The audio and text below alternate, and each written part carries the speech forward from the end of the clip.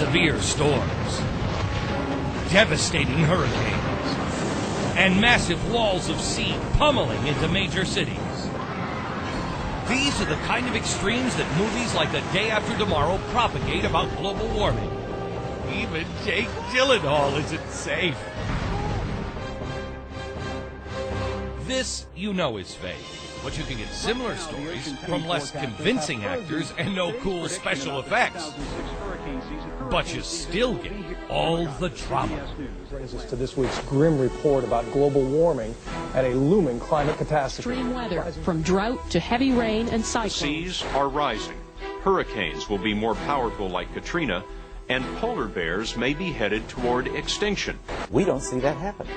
Tornadoes are not increasing. The frequency of hurricanes is not increasing. The world is heating up fast, and we have ourselves to blame. I'm going to tell you something about the media and global warming that you don't hear real often. It's not all your fault, okay? The problem with the media is that it's essentially become a business, and everything's got to be more sensationalized. This just isn't hype and scaremongering that global warming is real. The fear element drives the media, and the media drives the hype. Fear is part of the equation now. When I started out in the 1970s, global cooling was the consensus. He's not exaggerating. Take a look at this article from the LA Times in 1978.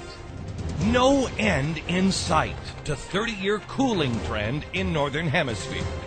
Or Time Magazine's big spread from 1974 asking, another ice age?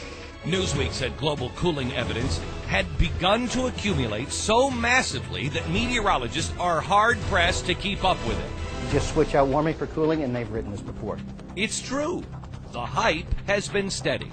The only thing that has changed is the temperature of the catastrophe. Take a look at this headline from the New York Times in 1959 claiming a warmer Earth evident at the poles. But just 2 years later, in the same newspaper, we find this. Scientists agree world is cooler. Even in the mid-90s, the Times was talking about a frozen Earth.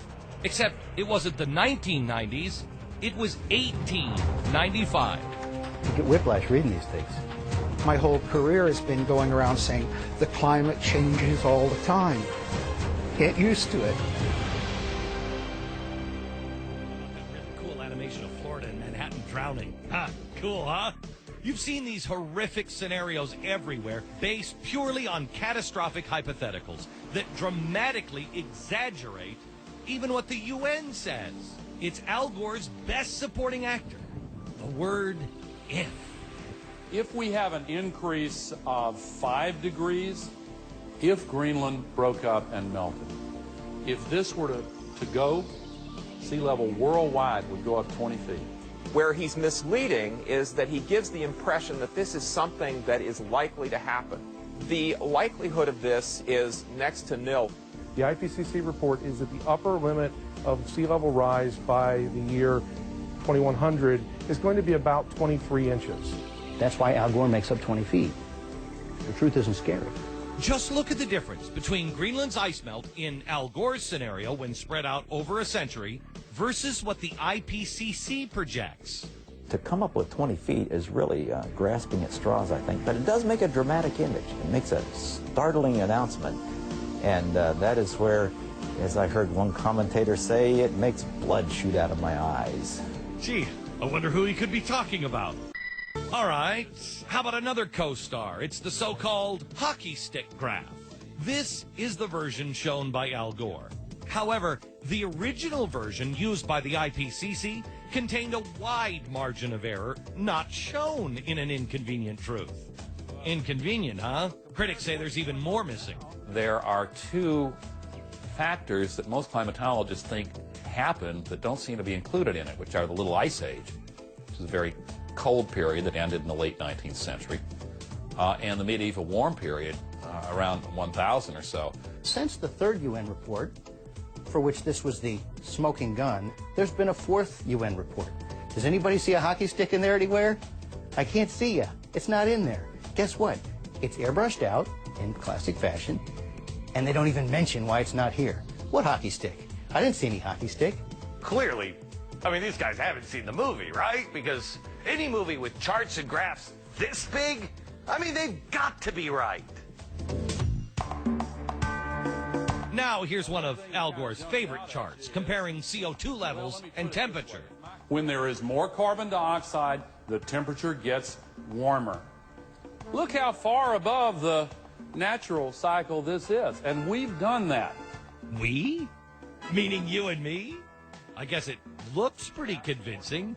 Gore assumes here that CO2 levels are causing temperatures to rise, but look, could it be the other way around?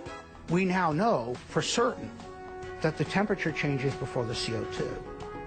And one of the fundamental assumptions that Gore doesn't understand is that in the theory of global warming due to humans is the CO2 goes up, the temperature will go up.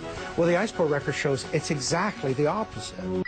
Chris, one thing that somebody could Google right now, and you watched the movie and you said, oh, geez, I wish people would just Google this fact. In the movie, Inconvenient Truth, what would be the one fact they should Google? Well, the cause and effect relationship of CO2 and temperatures. Obviously, temperatures go up throughout history. The scientific literature is fairly clear, fairly uniform. Temperatures go up, then CO2 concentrations go up. CO2 does not drive temperature. No serious scientist, no peer-reviewed scientist is saying that, okay? Those who deny global warming are just flat out wrong. Ellen Goodman from the Boston Globe wrote, let's just say that global warming deniers are now on par with Holocaust deniers. Somebody says that whenever you get into Nazi connections, you've really jumped the shark. No Nazi references? But how would these people even form sentences? Even I got to jump into the World War II of weather. Robert F. Kennedy called me CNN's chief corporate fascism advocate. When asked why by the Washington Post, he recalled that I was voicing doubts about global warming a few weeks back. When you have the science on your side, you argue the science. When you don't have the science on your side, you attack the messenger. Lost among all the extreme rhetoric?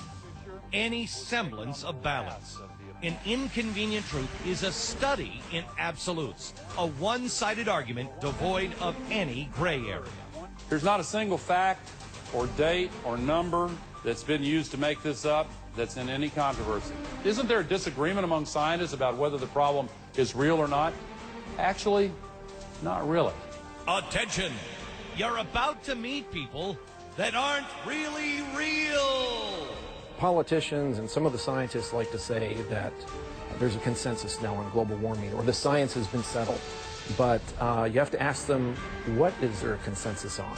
Because it really makes a difference. What are you talking about? The only consensus I'm aware of is that it's warmed in the last century. They completely ignore the fact that there's this thing called the Oregon Petition that was signed by 19,000 professionals and scientists who don't agree with the idea that we are causing climate change.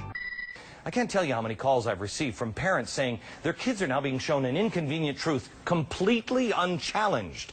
Not just in science class, but in art and math classes. A green hotel in California has just replaced the traditional in-room Bible with an in-room copy of an Inconvenient Truth. Isn't that appropriate? Al Gore's version of climate change has no longer become science. It's dogma. And if you question it, you are a heretic. You'd think that scientists would look back at their history when out-of-control churches locked them in towers to stop progress and realize that just yelling the debate is over and these people are heretics or Nazis as loud as you can is not really the best way to advance science. However, many have discovered that it is the best way to secure funding. For now, all we can do is look for sober solutions in a world drunk on hysteria. The debate is not over. I have a feeling it's just beginning. From New York, good night.